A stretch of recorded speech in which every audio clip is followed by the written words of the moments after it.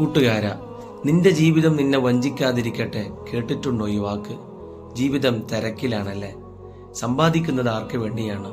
നിത്യജീവിതത്തിന് വേണ്ടി എന്തെങ്കിലും ചെയ്യാൻ പറ്റിയിട്ടുണ്ടോ? അതെ, പറയാം.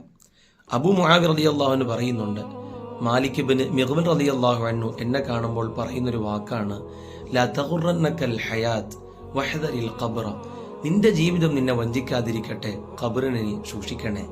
അതെ, ജീവിതം നമ്മെ തിരക്കിലാക്കും.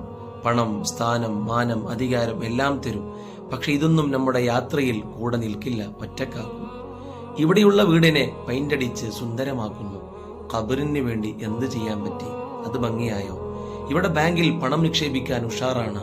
നിത്യജീവിതത്തിന് വേണ്ടി എന്തെങ്കിലും ഒന്ന് സമ്പാദിക്കാൻ പറ്റിയിട്ടുണ്ടോ? അതെ, തിരക്ക് പിടിച്ച ജീവിതത്തിൽ മറക്കരുത്. എന്തൊരു ചോദ്യമാണല്ലേ? റമദാൻ അതിനൊന്ന് ഒരുക്കാൻ നമുക്ക് സമയം കണ്ടെത്തിക്കൂടെ? അള്ളാഹു തൗഫീഖ് ചെയ്യട്ടെ. കൂട്ടുകാരാ, നിന്റെ ജീവിതം നിന്നെ വഞ്ചിക്കാതിരിക്കട്ടെ. കേട്ടിട്ടുണ്ടോ ഈ വാക്ക്? ജീവിതം തിരക്കിലാണല്ലേ? സമ്പാദിക്കുന്നത് ആർക്ക് വേണ്ടിയാണ്? നിത്യജീവിതത്തിന് വേണ്ടി എന്തെങ്കിലും ചെയ്യാൻ പറ്റിയിട്ടുണ്ടോ? അതെ, പറയാം.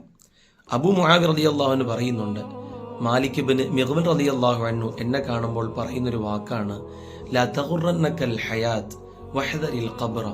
നിന്റെ ജീവിതം നിന്നെ വഞ്ചിക്കാതിരിക്കട്ടെ, ഖബറിനെ നീ സൂക്ഷിക്കണേ. അതെ, ജീവിതം നമ്മെ തിരക്കിലാക്കും. പണം, സ്ഥാനം, മാനം, അധികാരം എല്ലാം തരും.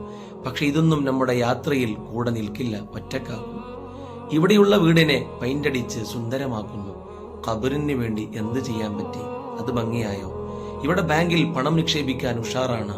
നിത്യജീവിതത്തിന് വേണ്ടി എന്തെങ്കിലും ഒന്ന് സമ്പാദിക്കാൻ പറ്റിയിട്ടുണ്ടോ? അതെ, തിരക്ക് പിടിച്ച ജീവിതത്തിൽ മറക്കരുത്. എന്തൊരു ചോദ്യമാണല്ലേ? റമദാൻ അതിനൊന്ന് ഒരുക്കാൻ നമുക്ക് സമയം കണ്ടെത്തിക്കൂടെ? അള്ളാഹു തൗഫീഖ് ചെയ്യട്ടെ.